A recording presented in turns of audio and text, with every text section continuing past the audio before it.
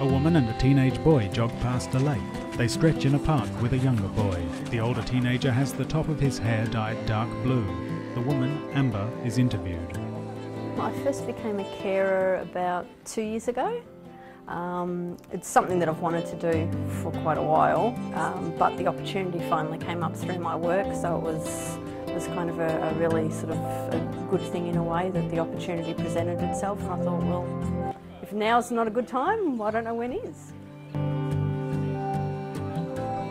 He's an absolute treasure to have. He has got the most awesome personality and the most awesome sense of humour. He's always got us laughing. You know, even sometimes when he's not meaning to get us laughing, he's just got a really good sense of humour, real comedy about him. And you know, it's just really nice to be able to share your life with him and him share his life with us. We've been really privileged to be able to share some of his real milestone moments with him.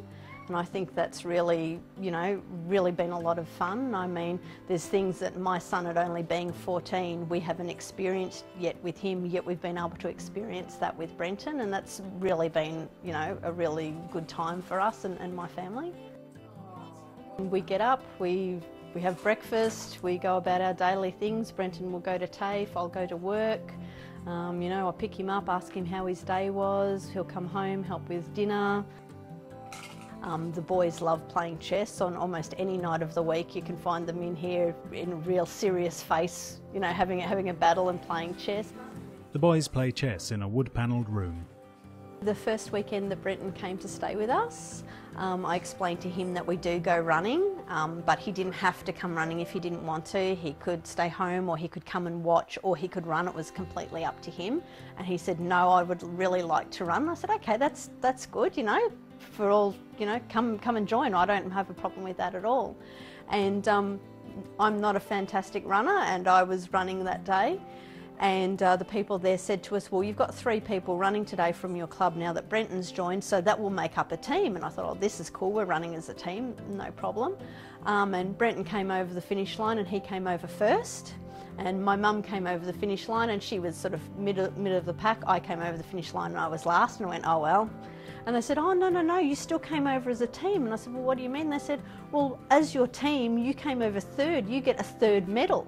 So there we were on the podium with 3rd bronze medals all around our necks. And that is the only time I have ever won a medal in my life, and it was all because of Brenton, basically.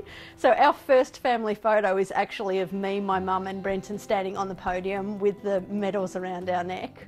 And that just always cracks me up, because I know I will never win a medal for anything, but I have a 3rd place medal for that. So, and I always thank him for that. I always say to him, I would never have had a medal if it wasn't for you.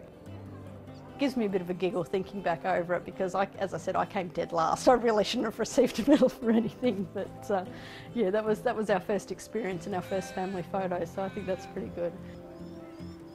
And it's just been really good to be able to get in and do something together. Amber and Brenton jog by the lake. A quote appears in white text on a black screen. When it comes to giving, some people stop at nothing. Anonymous.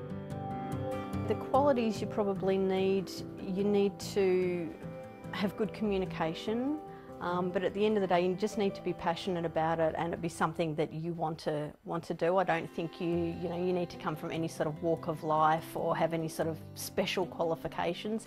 If you've got a child, then it's basically the same as raising any child, really. It's the same as having a friend, you know. You need to be there for your friend when they need you. I think you go through the same sort of difficulties that you'd go through raising any child.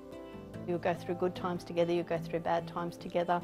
As long as you can be there for that person, that's really the only quality you need.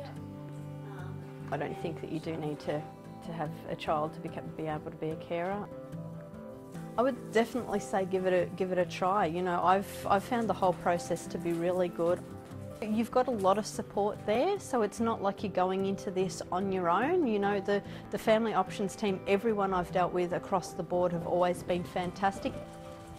If it's something that it's what you want to try, give it a go. That way you won't ever have any regrets and think back later on and say, well, you know, I really wish I had have done that. You know, it's not a hard thing to do, it's not a hard process to go through, and the benefits that you get out of it are just so worth it. A large group of people, including Amber and Brenton, jog around the lake in the city park.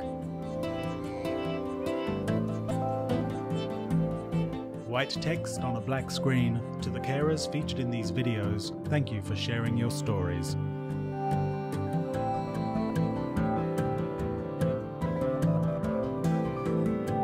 www.yooralla.com.au. In the screen's bottom right corner, the words Yooralla You Can appear next to a stylized orange letter Y.